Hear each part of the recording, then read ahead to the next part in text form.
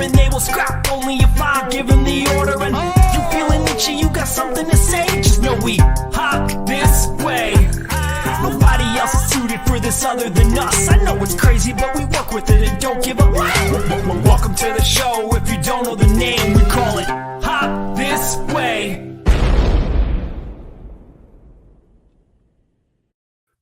Welcome back, all our little warriors out there. Welcome to our Tong.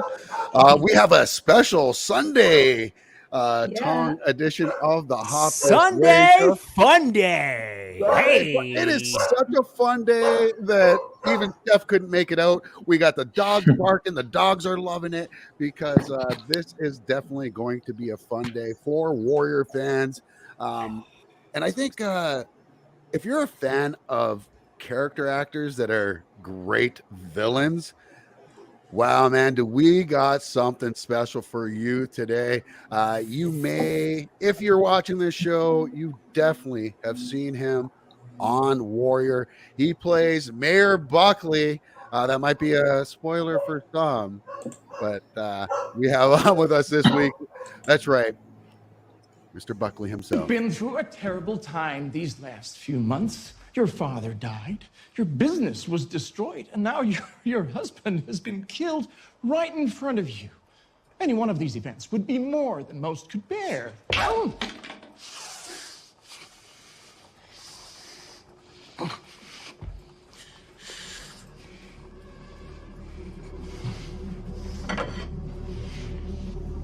Mr. Buckley, what are you doing? What? Oh, ow! What are you doing? He's gone, man! What are you doing? Why did you do that? Buckley, get up! She's in here! Oh, God. Help! She stabbed me! Stop! All right, miss. Come on over with us. She stabbed me! He stabbed himself! Come on, let's go. He stabbed himself! Sure he did. Mr. Buckley, I'm calling a medic. oh my God, I love it. The man himself, that's it. Somebody find that guy a therapist. Thanks so much, Langley, for coming on the show. What an epic character you're playing here. When people think of arch nemesis, when they think of that antagonist, this isn't normally the character they're thinking of, that character that's kind of behind the scenes manipulating things. Tell us a little bit on your thoughts on Mr. Buckley. Well, it's great to be here, first of all. So thanks for having me on. And my thoughts on Buckley. God, where do I start? He needs a therapist, man. He's this guy's got some issues, right? Definitely. It's so great that we're getting to revisit the show again, and we're getting back to it soon because I've had a lot of time to think about Walter and his psychology in the last couple of years. I think you're going to find when we get back to the show, I think season 3, you're going to find there are going to be so many more layers to all the characters because all of the actors have had, the last 2.5 years really to think about things. But, I don't know where. I think you're going to have to be more specific when you ask me questions about, about Walter, simply because there is so much to him. And I've thought so much about him and who he is and how he operates and his psychology in the last couple of years. But and I guess that would bring us actually to Frank. I think, Frank, you've got a great question about Buckley's journey. Yeah. Thanks for coming on. It's great to see you on here. It's but I was wondering about, because I was thinking about one specific aspect of your character, just looking through both seasons, and he's always teetering on that edge of losing his cool, it feels like, but he's always got it under wraps, at least when it's in the public eye, right? Like when Leary had the knife in his gut, he held it together until everyone walked away, and then he threw up. Yeah. When he had the nightmare about losing his leg, he was by himself. Like it was sleeping. He was in his private area. So like he's always been able to hold it together. It's like it's such a blank slate. Like you wouldn't know he was from the South, right? You would definitely not know he was a Confederate soldier. It's like how close is he to, if you think about him in the future, like how close is he to falling off, or is he going to maintain and somehow become kind of like the Don, you know? Yeah, I think that's, that is, I think what makes him, one of the things that makes the guy such an interesting character is that question, is how close is he to losing it at any given moment? And I mean, he does seem to have such great control and such a great handle on his emotions. And what made it really interesting for me studying, I've played quite a few characters who suffer from PTSD, as does Walter. And there was one of the traits in a lot of people who suffer from PTSD is that they will very often lose their cool in an instant and kind of snap. And that's what for me is interesting about him, and that he is different, and that he really, even though he suffered major PTSD in the war, was able to reinvent himself. And despite his OCD, of which there are more than, he has a few obsessive compulsive disorders. But in spite of those, and despite the PTSD, his superpower is that he can maintain his emotional even strain. Is that he's constantly thinking, and he's constantly making chess moves and staying a couple of moves ahead of his opponents while keeping his cool. And that is one of his superpowers. And it's important, I think, because all the characters on the show have their strengths, and because Buckley is one of the few characters that we don't see using these, he has to use other weapons, and so I suppose that that is his main weapon is his ability to stay on top of his emotions and not be a reactive person.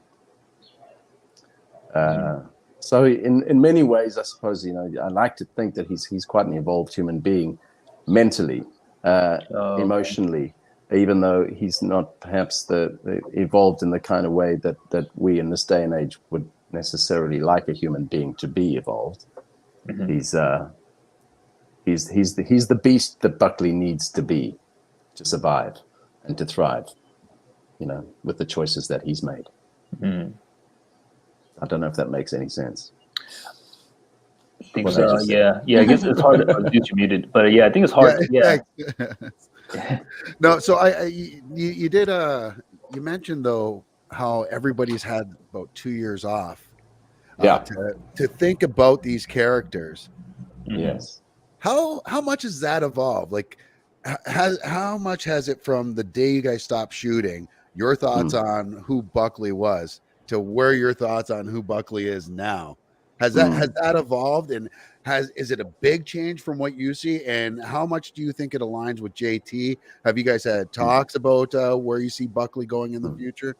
Yeah. So what's wonderful about Jonathan and the writing team is that they all encouraged us to volunteer thoughts and ideas that we had about the characters before they got into the writing room, into the writer's room, and I think you'll certainly see some shifts and some growth and some evolution in Walter Buckley and in all the characters in the time that has lapsed.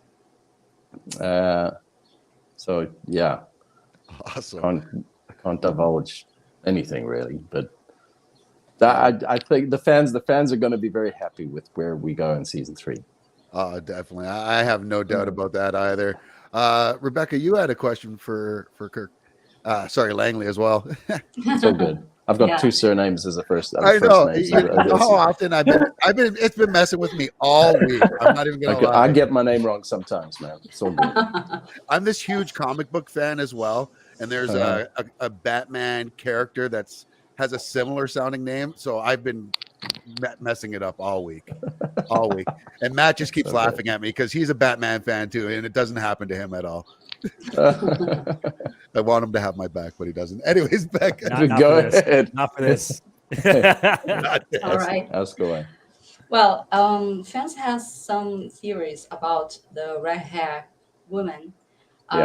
Something that he might kill them after wash the hair, or maybe he is in love with the nurse who took care of him. Yeah.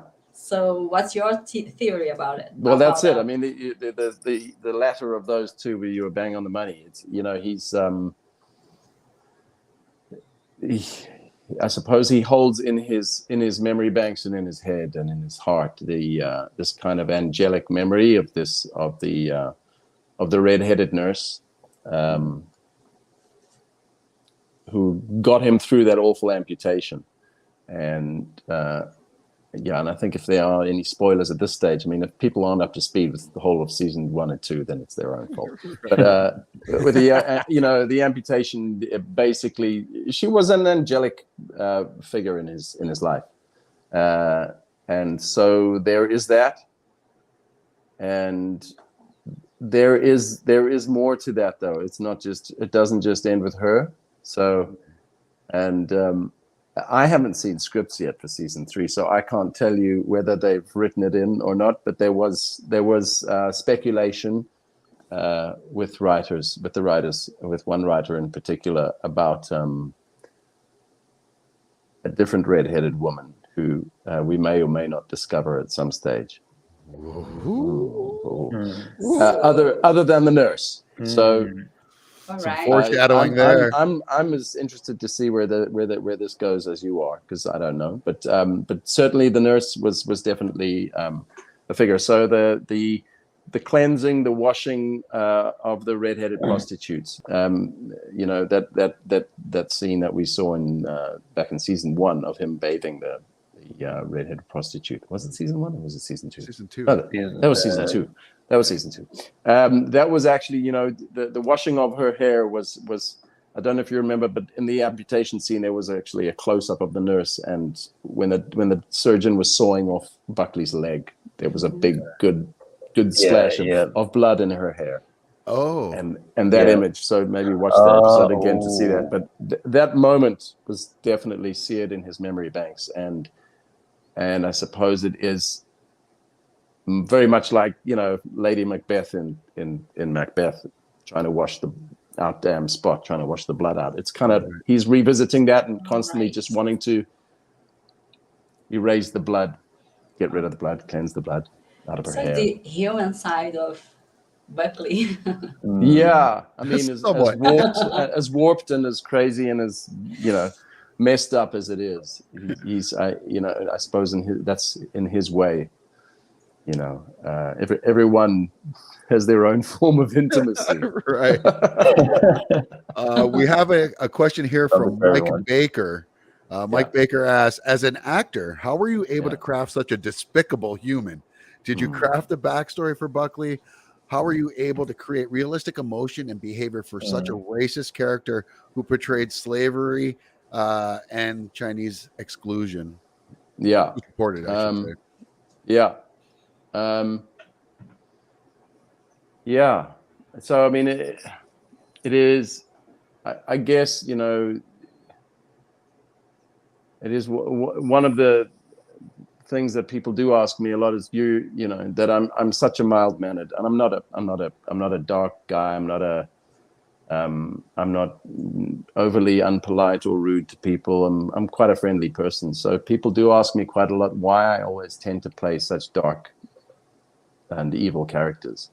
And the simple answer, I suppose, and Buckley is like this. I enjoy it. It's fun. It's fun getting to explore the darker side of one's psyche and of human nature, with the safety net of knowing that it's at the end of the day, I can go home and I can wash the makeup and the costume off, and I'm Langley again. Right. So that is, I suppose, one element of it. It is a lot more fun playing dark characters. but that aside, you know, in terms of relating to Buckley and finding the parts of me that I can, you know, identify and that I can find in him, you know, that is ultimately part of the actor's journey as well, is to find elements and parts of the most twisted, darkest characters that we can relate to, because it is all part of the human story. And what we've always got to remember as actors is that we are portraying humans, and so you've got to find the parts of their humanity that are beautiful and the parts that are despicable. And that's what I love about Warrior as a show, is that it really, all the characters, you know, the full gambit of their qualities are on display, and there are no clear-cut good guys and bad guys. They are, you know, there's a bunch of human beings put in, you know, just really interesting into a really interesting context and time in history. In terms of, you know, being able to really dive into this and play, you know, find the racist elements of him. It's very easy as a white South African to say that I know and have, you know, friends and family members, have had family members and friends over the years who are racist and sometimes deeply so. And there's that within the contradiction that I grew up loving a lot of these people, or knowing them well, and thinking and being able to see that they weren't purely bad people because of, you know, racist tendencies. I guess this is part of our struggle right now, and where we are as a human family, and needing to overcome the challenges that we're faced in terms of, you know, discrimination in all its forms, and bigotry in all its forms. Is that it's so easy always to fall into a reactive mode and just label people who are different, and label people as wrong. And so my struggle as Langley, and I suppose one of the challenges for me in recent years, has been to try and listen to people, and try and see them and hear them, and not just go, you're a fucking racist, or, you know, you're a fucking sexist, or you're homophobic. I don't think we can have truly meaningful conversations with people and change people's minds if we just polarize each other all the time. And if we do listen and actually engage with people and give them a shot at redemption, then sometimes, occasionally, they can redeem themselves. I'm not saying that Buckley's going to redeem himself. I'm just, you know, talking about the bigger picture here. No, sorry, Langley. I go off on a tangent again. Sorry. It's funny about the brain fog from the COVID. The one thing about with Buckley, though, it does seem, and I don't know that I'd be quick to label him as a racist. I'd be quick to label him as an opportunist and someone who's looking to kind of just get himself ahead. And it doesn't matter who he steps on. He doesn't care what your skin color is, it seems, because he works with My Lane. Well, you see, this is the great thing about the show, is that it's the characters are evolving, and they do evolve. And, you know, I'm not going to say he is X, Y, or Z. Right. But I mean, you know, people show certain tendencies at certain stages in their lives, and they change and can evolve. So there are certain elements, you know, that he aligns himself with that are definitely racist, that we've seen. And there are certain policies that I would say are, you know, pretty much in line with what you'd see, you know, in terms of white nationalism, you know, and white supremacist behavior these days.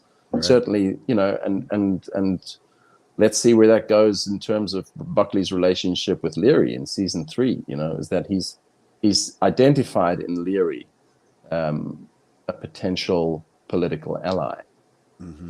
And Leary, you know, Dylan's characters, you know, I mean, Dean's character, Dylan Leary, certainly is I wouldn't say he's embracing of all nationalities.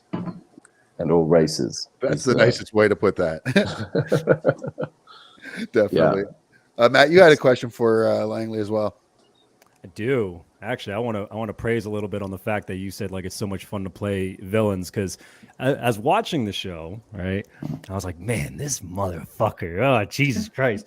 But like again, from taking a step back, you know, with these 2 years where you know after I watched it, I was like, yo, Langley is killing this shit. He's probably having so much fun with this character. So, and plus, like my favorite character of all time is like the Joker. So to see like somebody like step into these roles, I'm just like, oh, he's so fucking good. I love it from a kid, from an actor standpoint. I'm like, this is so fucking good. I love it.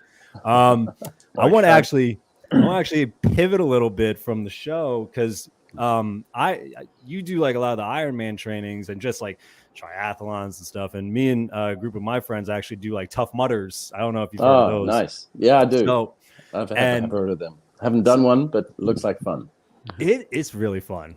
It's a lot of fun. The shit you do, I'm just like, my one buddy's like, yo, we gotta do this, and I'm just like, I can't swim for shit though. Like I'm gonna drown within the first couple miles. I don't know about this, but props to you, sir.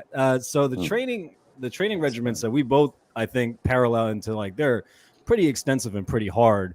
There are times within like the middle of my training where I'm just like, I fucking do not want to anymore. And I want to know, have you, like, during these training sessions, like kind of when it gets to that point, how do you break through that past of that I don't wanna, and you know, how do you endure that? Fuck it, we just gonna keep it moving until said race or you know event, whatever it is. Yeah, look, I mean, I certainly am not as strict with myself in terms of training regimen as I was before. I find, I basically I get out there and have fun. And if I don't feel like training on any given day for whatever reason, I'm not as strict and I'm not as hard on myself as I used to be. I guess it all depends on whether I'm training for an event or not. So, the last couple of years with COVID, there just haven't been that many events. And I since October of last year, I actually had to prepare for a role that I wish I could talk about, but I can't. But it was basically the producers had asked me if I would put on or be able to put on 10 kilograms, so like 22 pounds of muscle for a particular role. And obviously as an endurance athlete, that's difficult because you're on your bike or you're riding or you're swimming most days, and you're eating really well. So I, to be honest, have not done much in the way of cycling, swimming, and running since October of last year. I actually kind of went into full, bodybuilding mode, and I started force feeding myself lots of food and lots of supplements, and went into the gym. And I did put on 22 pounds. I won't say it was all muscle. It took me 3 months. November, December, January. By the end of January, I'd put on I'd hit my goal, and then I had 2 weeks before I started filming, in which to cut back by about 3 kilograms. So I got it back down. Basically, my net gain now, where I am now, is about 9 kilograms above where I was. So yeah, about just under 20 pounds or so, or around 20 pounds. And I've got 2 weeks left on this job, and then I'm going to have to get back into Walter Buckley mode. So then I'll get back on the bike then. But it's actually been quite nice. I've enjoyed the break from the intense training. I've enjoyed doing a different kind of training. And I've enjoyed seeing how my body responds to different kinds of training as well. The part that I found the hardest was the eating, to be honest. Forcing myself to eat and to do supplements Man, I don't want to look at another protein shake again. It's just because there's only so many different done. things you can do with it. It's just like, ugh. Yeah. It's been quite nice, to be honest, to actually like suddenly have guns when I've never really had big biceps or anything before, and it's suddenly like I look at myself and I go, "Who's that dude?" Fuck. It's Hercules. Yeah, and then I do go for the odd bike ride, and it takes a very long time to climb up a hill now. Well, let's. Speaking of, can I ask a question? Yes, Sure. please do. Yeah, I know you try to become vegan, and the other day you posted on Twitter, so I guess it's okay for you to talk about it, that you quit alcohol. So I was wondering if it's related to health or spiritual side or... No, it's a good question. So I think it's a combination of things. I started in my mid-30s. I started to take better care of myself. I think I'd had quite a wild time in my 20s and early 30s.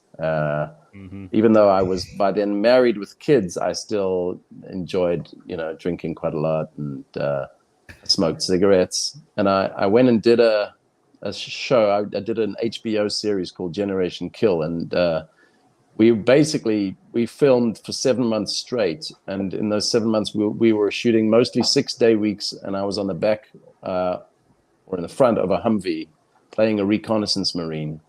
And we had a lot of downtime, and in that downtime, we'd always light up a cigarette, and we'd be, because we were out of town for the entire shoot. We became really tight with each other, the castmates, and most nights after work we'd have a poker game where there'd be a few beers and cigarettes. And by the end of that shoot, I just knew I was done with cigarettes, and I wanted to get healthy, and I wanted to be fit, and that was kind of when I got into endurance sport, and I quit smoking. Oh, look at that.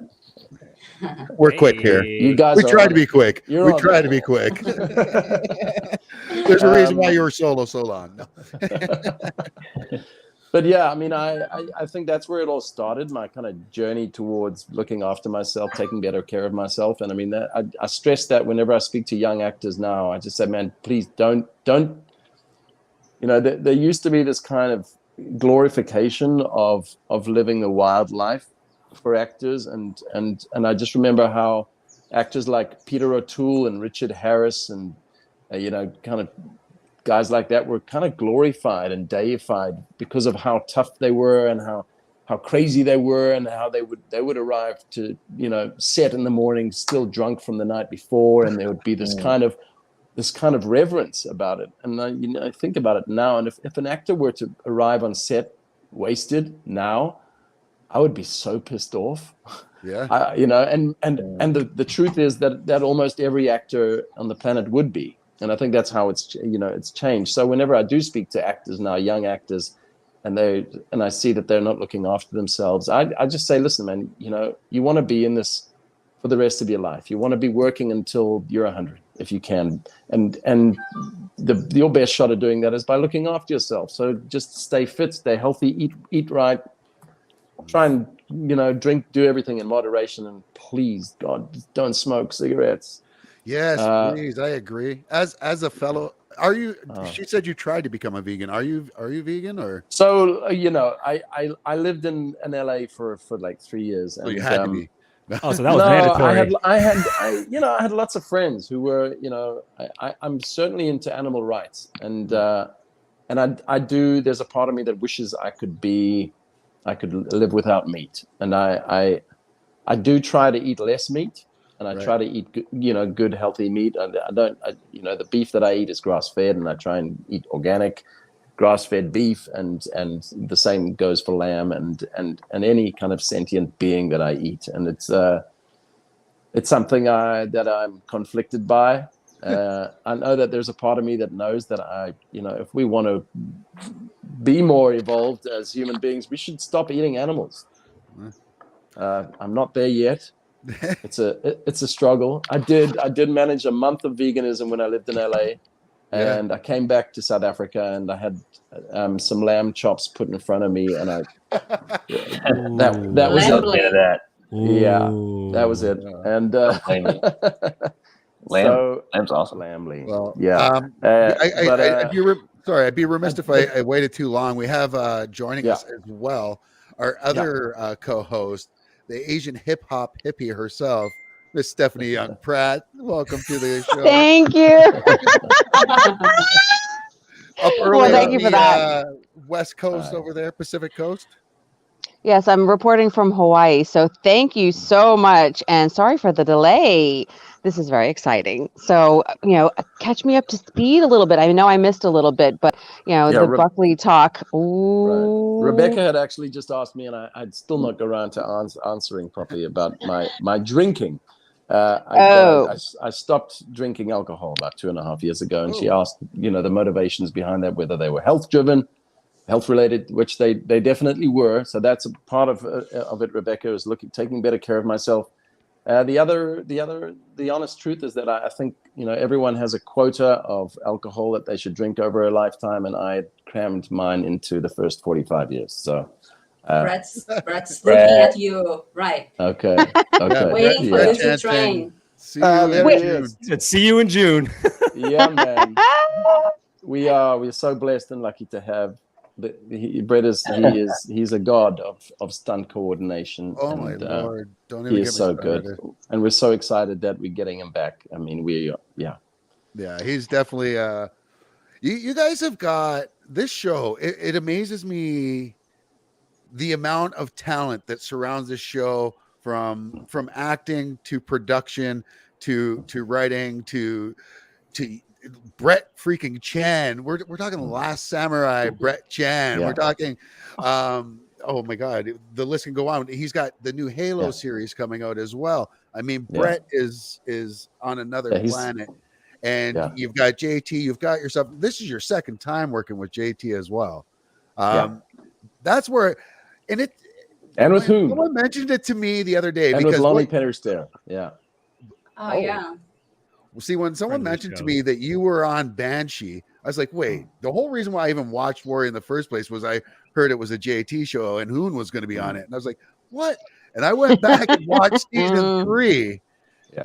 Talk to me about, well, let's all just see. I'm going to get chills. Let me get to it. What's going on, Colonel? Everything okay? Look, Sheriff, I can only imagine how boring and insignificant your life must be, but honestly, I don't give two shits. If you don't have a reason to be here, then get the fuck off my base! I got 6 million reasons.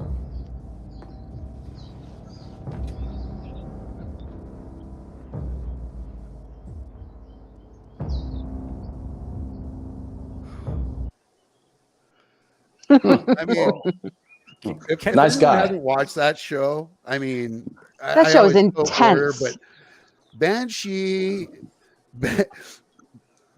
is like an adrenaline ride up here, and Warrior is such an adrenaline ride in itself. But it's almost like that's what you would take to come down. Is the Warrior to come down off of Banshee? I mean, especially I if you haven't seen Banshee, I'm sorry about the spoilers here. But how many shots did you take from that shotgun? Yeah, I don't know. I mean, a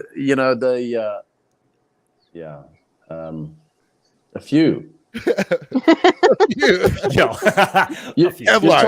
was good. The Kevlar did its job. Kevlar did its job. That was a very, very interesting and very exciting sequence to shoot. I mean, that was Greg Yaitanes' episode, or one of Greg Yaitanes' episodes, if I remember correctly. And it was the head cam. I mean, it was all half the episode was basically shot on head cams. Which was and the whole heist was on head cam. I've forgotten about that. That was crazy. That was crazy. That was fun. What is it like when you hear people come up to you and mention shows like Banshee or Warrior, which both have kind of got that little bit of a cult following? Like, they were huge hits on Cinemax, but if you didn't have that, especially like a lot of people like myself who are in Canada, we didn't have access to that until it showed up on Showtime. Yeah. Is it special to you? Is there some kind of kindred spirit or friendship you feel with fans like that? Yeah, absolutely. I mean, it's especially, I suppose, when the show means a lot to me as well. And the great thing about Warrior and the great thing about Banshee is that I've formed some of the best friendships in my life on these shows.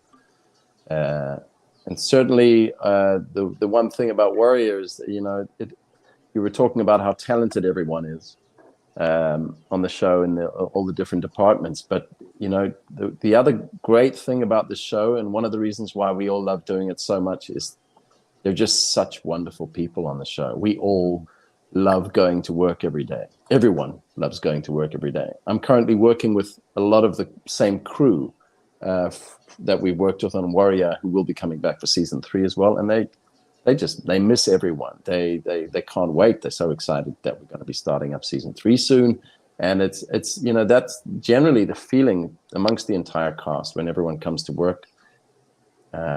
We love our directors, we love our writers, we love our makeup artists, we love our stunt personnel, we love our production assistants, we love the camera operators, we love our camera department's amazing.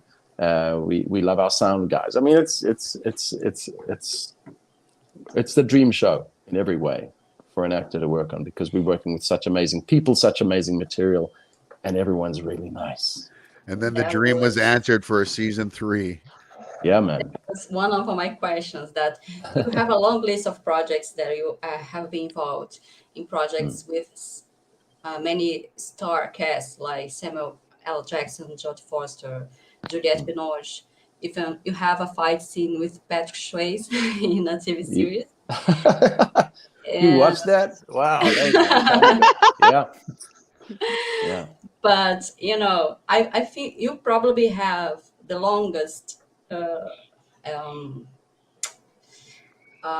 credits. I'm sorry, I forgot. Yeah. But it's really Warrior, the coolest cast, the coolest. Without a doubt, this is my dream job. Woohoo! If I could do this show, for the rest of my life and not do another job, I'd be happy. Oh. Wow. Honestly, I mean, 10 seasons. Yeah.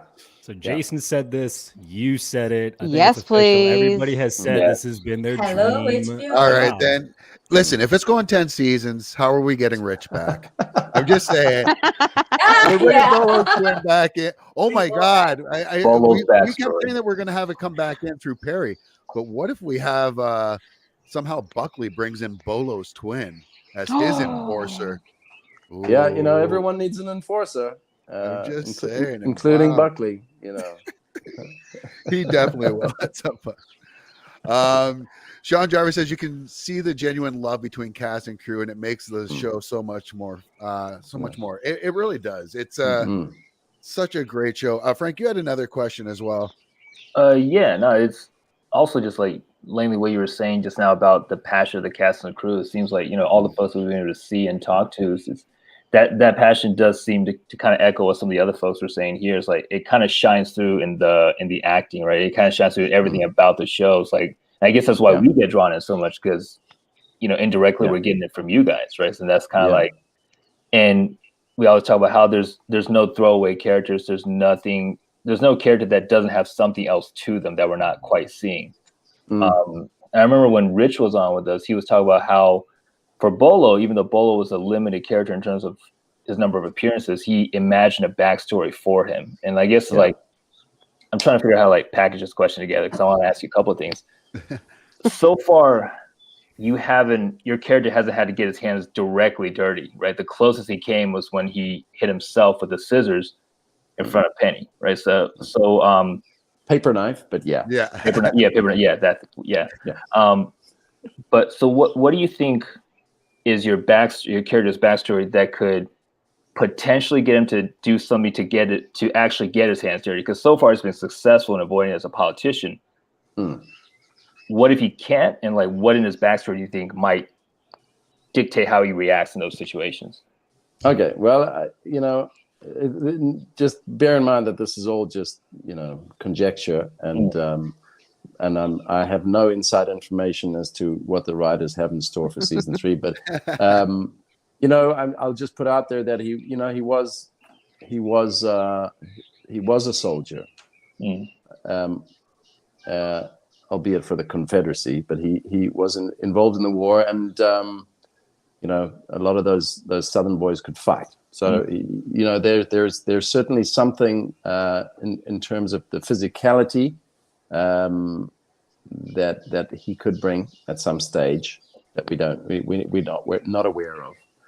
And then there was also, I suppose, in season 1,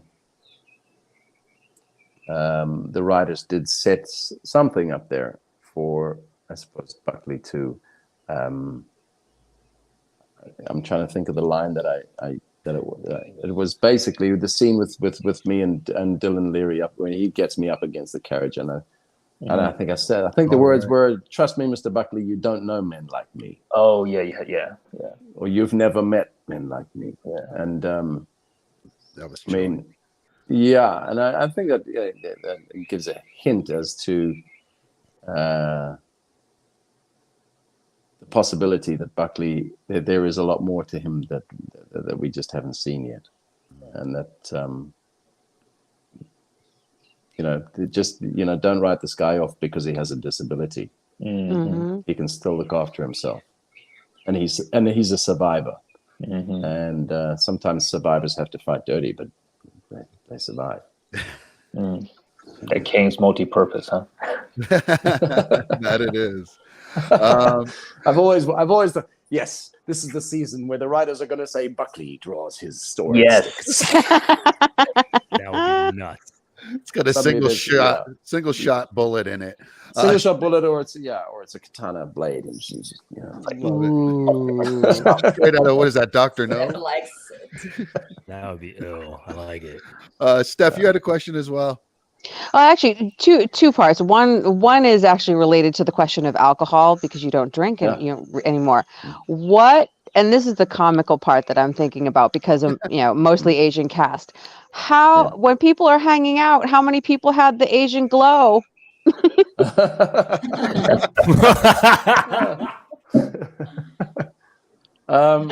Yeah, I was because I get it. This is how long. Well, this is how long ago we filmed. The last time when we wrapped season 2, I was still drinking alcohol. That was more than 2.5 years ago. Wow. So I can't speak for everyone else, but I certainly had a bit of a glow. Hey. Yeah, I mean, there are a few members of the cast who don't drink. Some simply because they're just really healthy people and have chosen not to. I mean, I love wine. I really miss it in many ways. I just know that I was developing what I consider an unhealthy relationship with it. So I was fortunate enough to identify that, and I just made a choice that I'm so happy I did make in stopping. But I mean, a lot of the most members of the cast do enjoy having getting together for a couple of drinks, at least on the weekend, and we'll often do that. And I'm now an expert on zero alcohol beer, and I've actually managed to find a few zero alcohol wines that I'll even drink just to keep my girlfriend company in the evening, so I don't feel like I'm missing out. Right. And, Nice. But yeah, we definitely enjoy. There's some really talented musicians. I'm sure you're aware amongst the cast, and so we've got Jonathan, we've got Joe, who can, and Perry, who Brad, Kieran. I mean, it's there are a lot of people who are really good musicians and singers, and so we get together and have a few drinks and have some barbecue and. I love it. As we call them in South Africa. I love the family feel for this. Yeah, and certainly there will be, I think we'll be looking forward to that, and we're probably just going to have to do it in slightly different conditions in season 3. I think we'll probably find that COVID's going to be a part of our life for a while, and certainly being on set here at the moment on a different show, I can tell you that there are strict and careful COVID protocols being adhered to on sets here. So I imagine that'll be part of our life in shooting season 3. So I imagine the cast will again be pretty much form pretty much of a bubble, and we'll continue to do what we like to do, which is hang out together and socialize and look after each other. And there will be we've had some new arrivals in the off season, and so there'll be some cast members arriving with little ones to shoot season 3. Oh wow! I'm not one of them. Mine are done. Now, has there been any announcements yet? Like, have you been privy? Like, is there anything that's been made aware to the public about any of these new cast hirings? You see, I wasn't talking about those kind of cast arrivals. Babies. I was talking about little ones. Little. Where's the frame? There. Hi. Little ones. Mini me's. My bad. So my bad. a few of our cast members have procreated in the off season. Yeah, they keep having That's true. That's true. All right. Well, I think the serious. But I do know that there will be some new cast members appearing, some new characters, and I'm not going to say anything else. Well, my serious question was more about, I'm the one who, usually rants about representation. So, it's what's really interesting for me is watching the role uncover a lot of the history. So how did that feel for you to really be, representing all the politicking behind the history of what's happened in the US? How did that feel? I mean, when you were you're obviously, it's the script, you're learning it, you're involved, you're in the character. How did that feel playing that role and being a part of that part of history as far as the politics? Yeah, I guess mixed feelings in the sense that I have a very clear idea on where I stand politically, and it's certainly very different to where Walter Buckley stands politically. When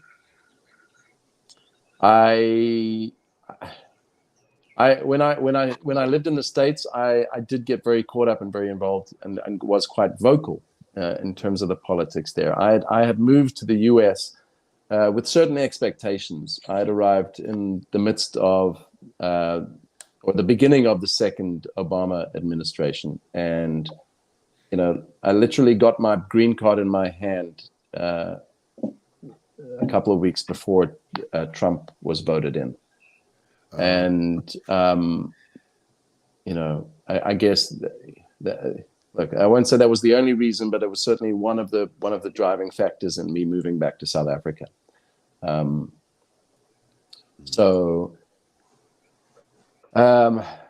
I think, and what's happening now in the world as well with the Ukraine and with Russia, I do, and with Putin, I feel the world had got to a place where we were like the old traditional patriarchy of middle-aged white men fucking up our world was kind of nearing an end. And I do feel that your Trumps and your Bolsonaros and your Putins are very much the death throes. It's like the last, it's almost like they know they're on the way out. They know that we've got to a place where this is not acceptable anymore. And we as people have got to a stage where we've evolved. We've moved past this, and we are moving through this and past this, and we're moving into a better way of being. And it's almost as if this is the last struggle, as they are. I don't want to use this analogy because it's quite brutal, but being that the patriarchy is we've finally got to a place where we're holding its head underwater and we're drowning it, and it's kicking its legs up in its kind of death throes. And that's, I think, what where we are now. And yeah. I mean, I've forgotten what the question was. I know. See, and I didn't necessarily expect it. I didn't have to have such a serious answer from you. It was really like how you in that role. Again, that tells me and shows us, where you're coming from. Even more so, being in that role, having to play that role. I mean, so that must be. So that is intense. That is challenging. But then again, as I touched on at the beginning of the show, it's coming back to the humanity of it all, and it's that remembering that even these monsters are human beings, and they were once someone's sons. And my mother. Sorry, go ahead. No. I was just gonna say my mother texted and sent me this picture because she's listening and watching. Yeah, and she made you think of this. Yeah. She's like, she loves you. She's like, I love everything that he's saying right now. You have to share this with us. So that's from my mother. Send her love, man. Send her love. Yeah. But I'm sorry, I didn't mean to cut you off there. No, when mom texts, everything goes on. Like, oh, yeah, man. I'm sorry. Quite right. 68 years old, and I'm still afraid. I'm not glad joking. to see she commands respect. Yeah, we need a few women like her in running a few more countries around the world. Oh, I couldn't agree more. Not to get political, but it always kills me that the most kind of benevolent and forward-thinking and progressive countries in the world have women heading the countries. Yeah, or they have in the past, and they're not afraid. Like they're not afraid. They're just get me the best person for the job who's thinking about the people. Which, look, I mean, the thing is, one never wants to generalize, and but to generalize, women approach things from a very different perspective and with different priorities. And for the most part, I do feel, to generalize, women are heart-driven, and men are ego-driven. Yeah, and thank God we're moving towards a place where that is changing, and we're talking to our kids more about the right things, and we're growing, we're getting there. But I think we need to let some leaders. We need to give leaders who approach things from a heart perspective. We need to give them a chance because we've been giving leaders who approach things from an ego perspective. We've been giving them a chance for thousands of years, and they've fucked things up completely. Always. So, what have we got to lose? Well, I think that's a good segue into Matt's question, because hey, Mr. Ego. No, I'm money, Matt. I'm kidding, brother. Chua, I love you. Think brother. You fucking funny, huh? Okay. Okay. I needed my segue. Into Give him money, but You don't are give him very lucky we intimacy. live in different countries, buddy. Even though you're only like a 6-hour drive away, so it don't matter. It's fine. But oh man, fuck you. No, I'm just like That's what I do. That's my whole role here as head of this Tom. oh my god. But yes, okay. Matt, you had a question. I'm sorry, buddy. I did. After you threw me off, you son That's of a what I bitch. So this I'll either pivot to my next question or continue on with this one, depending upon what it is. So as I was doing a little investigative journalism, I read that one of your parents, since we were talking about parents, was a did poetry. Yeah. Have you ever dabbled? Have you ever written? And would you be able to share some? If so, well, okay. So I don't think I've really ever dabbled in poetry, other than when I was a kid at school. I've written a couple of pilots that I don't think I would share with anyone right now. But I did write a novel during lockdown. There was a period of a year where I didn't work as an actor, so I had to do something creative, and so I ended up writing a novel which was largely inspired by people in my life, but it is a work of fiction. And the only person at the moment that has read it is my partner, Sarah. And the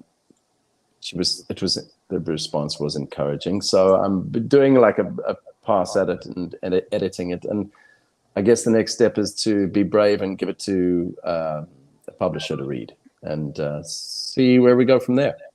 I was going to say, are we going to see this? Yeah, you know what? It would actually make a good film as well. So I guess, and a lot of it is set in the Caribbean because my dad is from there, and the story is set there. So I'd love to go and spend some time shooting a film there. So all right, so now I'm gonna do a little dream casting then. Say we turn this into a streaming show or a film, whichever you would prefer based on your work. Who would be the showrunner, and who would star, or would any of those give it away as to what the story is about? Yeah, so like, who's your antagonist, who's your protagonist, right. and who's the showrunner? I'm afraid it's not the kind of I don't think it's the kind of show that would appeal to Warrior fans.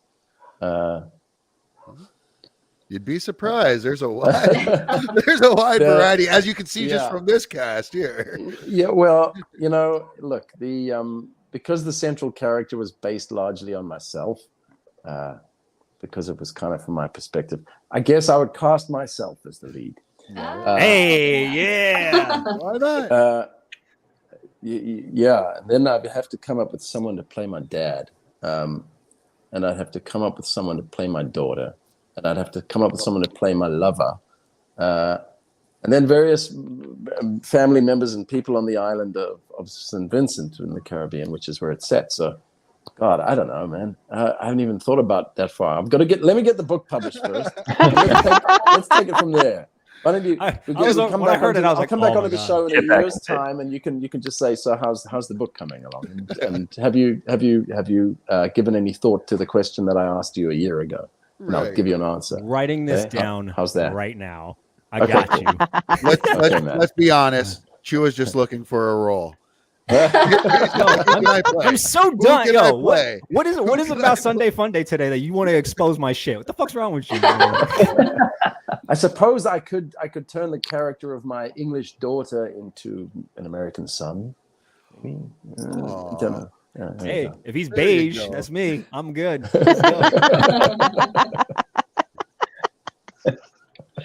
Oh, that's great.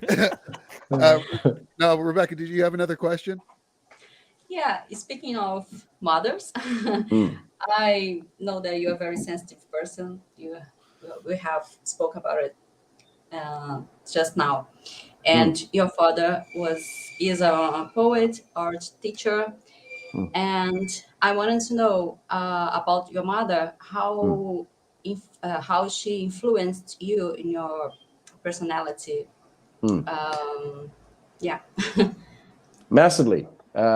Is the answer. So my dad, who was a lovely guy and was a very talented poet and then publisher and English lecturer, bless his soul, was not a great, didn't do a great job as a dad, first time around. And he left when I was quite young. So he basically exited the picture when I was 12. To pop up periodically through various stages in my life, and I'm glad to announce that he is still in my life, and he's still around. And he's a great guy, and I have a great relationship with him. It's just not it wasn't maybe the relationship I wanted to have with him when I was growing up. So my mother was a single mom and had 3 sons who she got through school and university single-handedly. And she did it all in terms of she got very little as financial assistance. So she did that almost single-handedly. She worked incredibly hard for that. And so I suppose I was taught an amazing work ethic by my mother. And I was also taught the value of hard work and seeing it pay off. So I guess I have that. And she had to be in many ways both mother and father. So although I've certainly had many shortcomings as a dad, and I left lots of room for improvement. There was certainly, she taught me how to, I suppose, walk through life and walk an ethical line and try and be a good person, try and be conscientious. And I learned a huge amount from her. I was massively inspired by her, and I still am to this day, and have a huge amount of respect and love for the amazing woman that she is and that she was. Nice. Give it up for mothers. Yeah. Mothers. Give it up for mothers.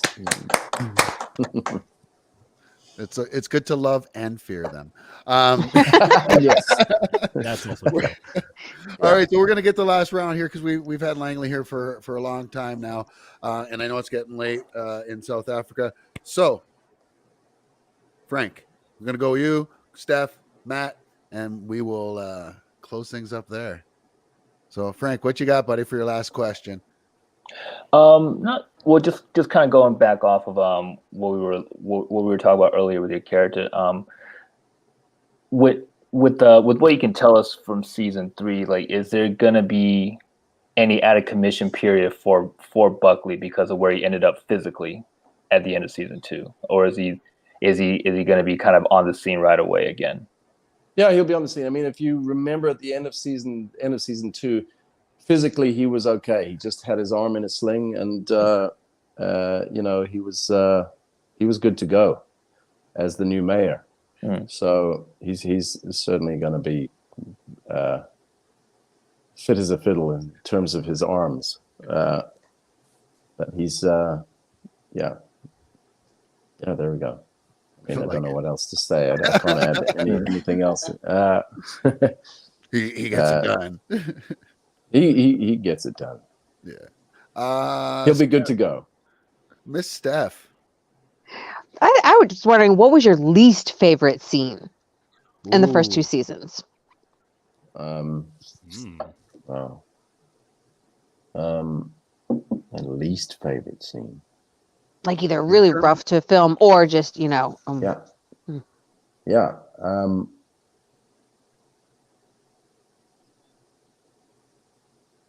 I honestly, no. They're all fabulous. I don't have. They are. I mean, there's no part of this warrior experience that I have not enjoyed. I'm just trying to think if there was anything that was, physically unpleasant or challenging in a way that made my life really uncomfortable. But I mean, I suppose the only scenes that are in any way difficult physically are the scenes where there is a lot of walking, because I do wear a really restrictive brace on my leg in 2 different parts. So we have we try and we basically took a genuine 19th century prosthetic limb, and the brace part of that, which is a kind of steel what are the words? Those hinges. Basically hinges that go on either side of my knee, and then are strapped with a big leather brace that is tied together with leather laces. I wear that every time I shoot underneath my pants, and then on my ankle, I have a carbon fiber ankle brace that restricts the movement of my ankle so that my foot will move in the same way that the old wooden prosthetic limb would move. It restricts my freedom of movement so that I'm not having to fake a limp. I'm really walking with one because my movement is so restricted, and it's as close as we could get that restriction to him, Buckley, actually wearing having a proper genuine prosthetic wooden limb. So when the shooting day is long, at the end of the day, I can tell you when I take that off, the relief is immense. So any day that I have a lot of walking, it's physically. I don't ever want to say it's unpleasant because I'm always just so happy and grateful to be working. But it's yeah. I guess anything where I'm spending 12 hours in the brace and I'm walking around in it. Yeah. That would be my least favorite to shoot. Right. Which has got to be pretty hard too for you as well, you're a physical actor. A lot of the roles you play, you do a lot of fight scenes and to go from basically an action star to such a, I don't want to say not physical, but it's because of your invalid status that you can't be quite so physical. Was that hard, a hard transition for you, or was that kind of a relief? I think, it has there's pros and cons to it all. Generally, it means that I have more dialogue to memorize because who's that guy? So they give me the dialogue, and then the other guys get to go out and have all the fun. And but no, I mean, it's I think every character comes with its challenges, both from an emotional, mental, and physical point of view, and Buckley, has his specific challenges, and I'm hopeful that they'll be, they're going to work in some physical stuff for Buckley. I'm hoping there'll be some very tricky physical situations that he has to get out of at some stage where he has to fight. I'm sure that's coming. I'm sure that's something that a lot of the fans want to see. Speaking of fans, Derek Chin says movie TV show fans often identify an actor with the role they're most known for. So for Warrior fans, many will see the name Langley Kirkwood and maybe conjure up a negative, though for some, sympathetic image. Most of us obviously will see a terrific actor. Thanks for this great interview. Hell yeah. Thank you. All right, Derek. That's almost like the comparison to wrestlers back in the day when they were still going with the gimmick, where going with the work, they would say. And if you were a heel and people genuinely hated you in real life, like the wrestler was like, I did my job. Like I'm the best actor in the world. So I would imagine it's kind of the same there. Yeah, if everyone is hating me and they're wishing me dead, then I've done my job. Funny, I say the same thing about my ex-wife. My work here is done. Damn. Becca, did you have a final question before Matt goes? Or did you have a final question before Matt? Yeah, I want to know what is his expectations for season 2. Of course, we have talked about a bit, but what are you expecting to see? Make it alive through season 3 to get to season 4. This is a character that at some stage, the audience is gonna want this guy to die. So I'm hoping to make it through to the end of the final season, and who knows, maybe by then he will have evolved so beautifully that the audience will actually go, you know what, we want Buckley to live. Of course we do. He needs another chance. Great death in the final episode of the final season. The hero is only good when they have a great antagonist. So there we go. And Kai never died. Kai never died on Banshee. On Banshee, right? Kai made it to the very end. I'm pretty sure he didn't even die at the end, and he was the big antagonist. So, and everyone wanted him dead, I think. Yeah. So there is hope out there. Money Matt, you have got Tong trivia. Oh yes, we have a segment here on the show where I have 10 random questions for you that you don't have to think too much on, or maybe you do. It depends. However it is. And there's COVID brain fog. I'm just putting that disclaimer out there before we get going. Well, you think harder. I'm just kidding. No, you're good. But after you answer all 10 of these questions, we will know you much, much better. And then you will then be initiated into our tong, the Hop This Way tong. So are you ready, Langley Kirkwood, to go through tong trivia? Yeah, you take that sip of water. Here we go. Okay, I'm ready to go. All right, here we go. Number 1, app on your phone you're always on.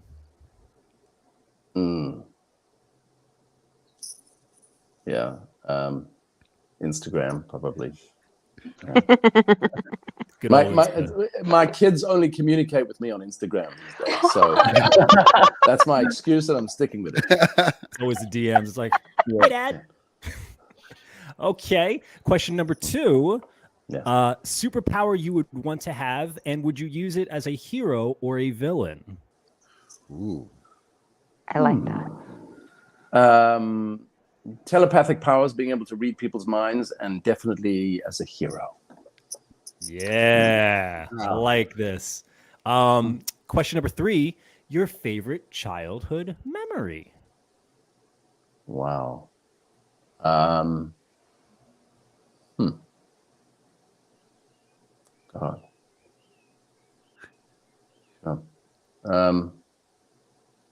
You know what? My favorite childhood memory is most probably fishing with my grandfather when I was around 4 or 5 years old.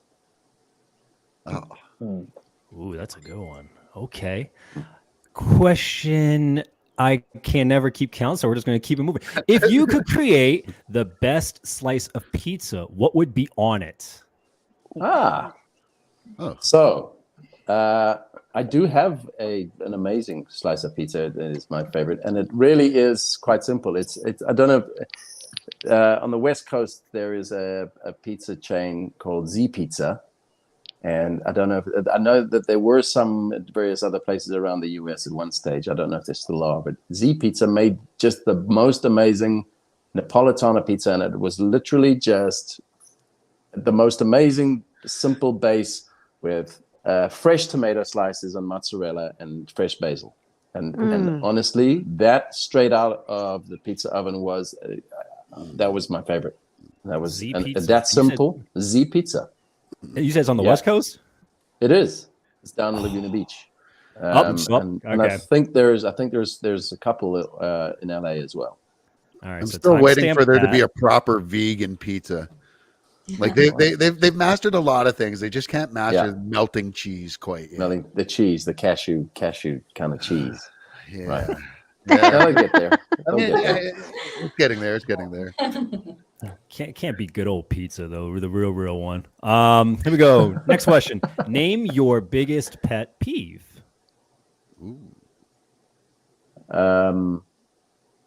Actors arriving on set unprepared. Hey, okay. Very good one. I like that one. One place you haven't been to but would like to go. St. Vincent in the Caribbean. Okay. You've never been? You've never been? Wow. Been. Yeah. Steph, have you? No, but remember, I mean, he wrote his book, and we buried there. Exactly. My lived there. My brother has lived there. Yeah, I've never been, so that is definitely on the list. Oh, okay. Let's see. Next one. Who would you want to play you in a film or series about your life? Well, we already answered that one.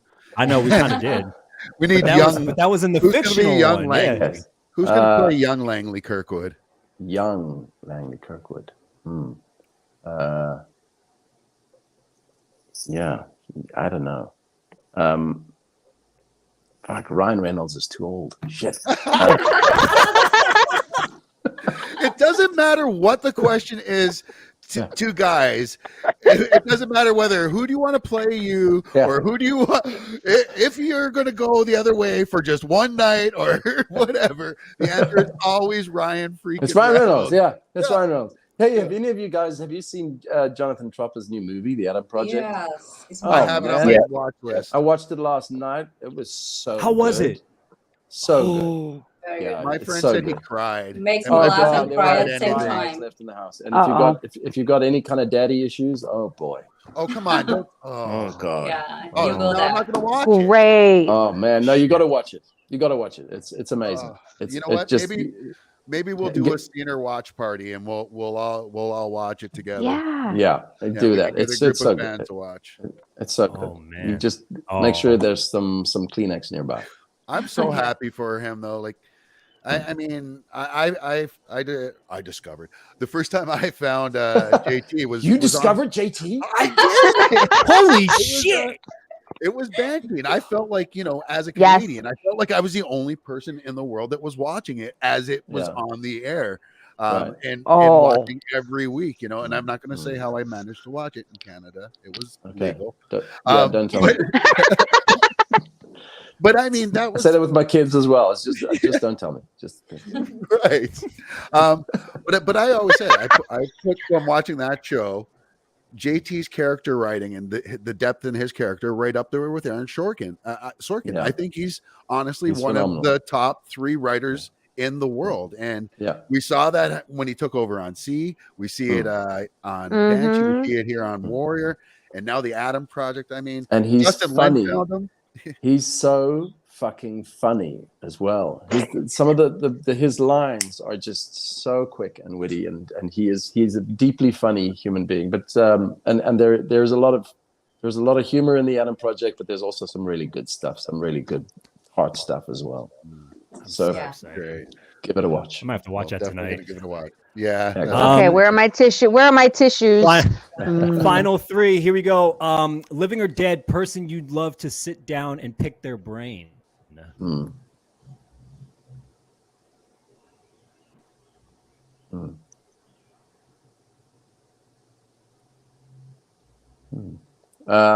Wow. Yeah. Yeah. There's so many people. Nelson Mandela. Oh wow. Yeah. Oh, Wow. I like. Good choice. That is a Well, good the one. impact's got to be that much even more for Langley, though, being in South African, right? So, yeah. I mean, being there, being a part of it, we all see it from the other side of the world and Yeah. see it through how television portrays it, but to actually live through that, I mean, and you know what I would want to ask him is how he felt about having the Mandela effect named after him. What? I mean, I think that's a legit question. I would really love to know. Sorry, Be man. like, where's my check for you using my name? Probably not the way that I would want to. So, let's do. Finally, almost name 3 positive things about yourself. Oh.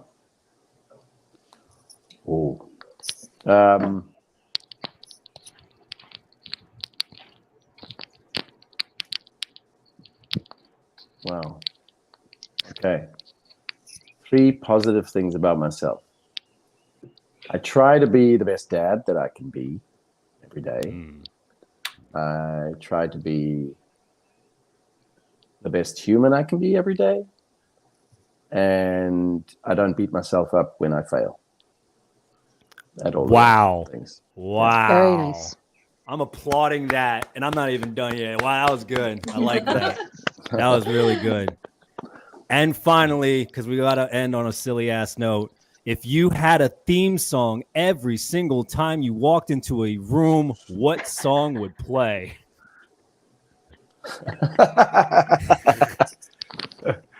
Are we talking like ideal me or real me?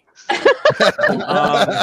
know what? You could have one Fuck for it. each. Let's do both. So ideal you, what would play, and then real you, what would play. So go ahead. Let's Okay. just do So both. the ideal me probably be This Is Why I'm Hot. Mims? Okay. All right. I like that. And real me, it would probably be I don't know, like the Looney Tunes soundtrack, something like that. I'm just so happy you didn't go with Cardi B. I thought he was going to drop Cardi B next. I was like, no, he's not. He isn't. Man, I'm not gonna lie; those are the best answers ever for 2 theme songs. So it sounds like he That just shit- dances into rooms that he gets into, right? Yeah, you know, Those kind of